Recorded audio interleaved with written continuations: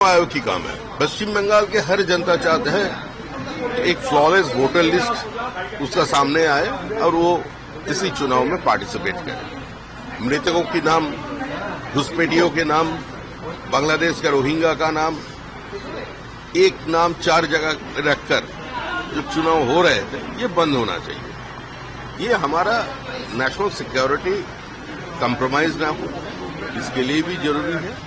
और भारत की अंदरूनी सुरक्षा, उसके लिए रेडिकलाइजेशन जिस तरह बढ़ रहा है उसी के लिए, और पश्चिम बंगाल पश्चिम बांग्लादेश ना बन जाए, सभी लोगों का इस लेकर चिंता है। तो ये साकार होके रहे। बंगाल, असम, केरल देशव्यापी एसआईआर के पहले चरण में इन 10 राज्यों में वोटर लिस्ट रिवीजन ईसी आज कर सकता है ऐलान। केंद्रीय चुनाव आयोग देशव्यापी एसआईआर को लेकर सोमवार शाम 4:15 बजे नई दिल्ली के विज्ञान भवन में प्रेस कॉन्फ्रेंस करेगा। इस दौरान अभियान की तारीखों की घोषणा की जा सकती है। बिहार में विधानसभा चुनाव के पहले वोटर लिस्ट रिवीजन की प्रक्रिया पूरी की गई थी, जिसको लेकर काफी विवाद हुआ था।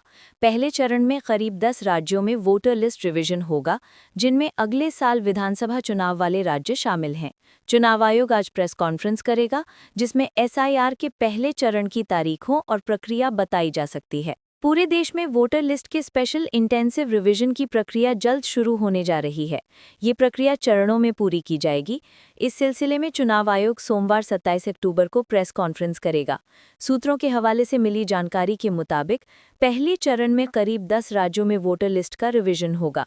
इनमें वो राज्य शामिल हैं जहां अगले साल 2026 में विधानसभा चुनाव होने हैं। अधिकारियों ने बताया कि केंद्रीय चुनाव आयोग देशव्यापी एसआईआर को लेकर सोमवार को शाम 4:15 बजे नई दिल्ली के विज्ञान भवन में प्रेस कॉन्फ्रेंस करेगा।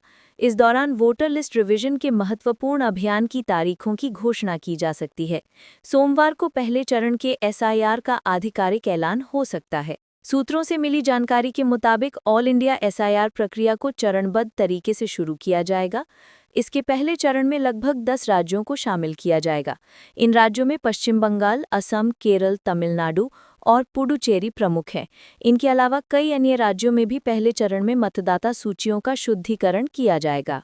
अधिकारियों का कहना है कि जिन राज्यों में अगले साल विधानसभा चुनाव होने हैं, वहां पर मतदाता सूची के शुद्धिकरण का काम सबसे पहले शुरू होगा। हालांकि अधिकारियों का कहना है कि ऐसे राज्य जहां पर स्थानीय निकाय चुनाव हो रहे हैं या होने वाले हैं, वहां पर अभी एसआईआर नहीं किया जाएगा और बाद में होगा।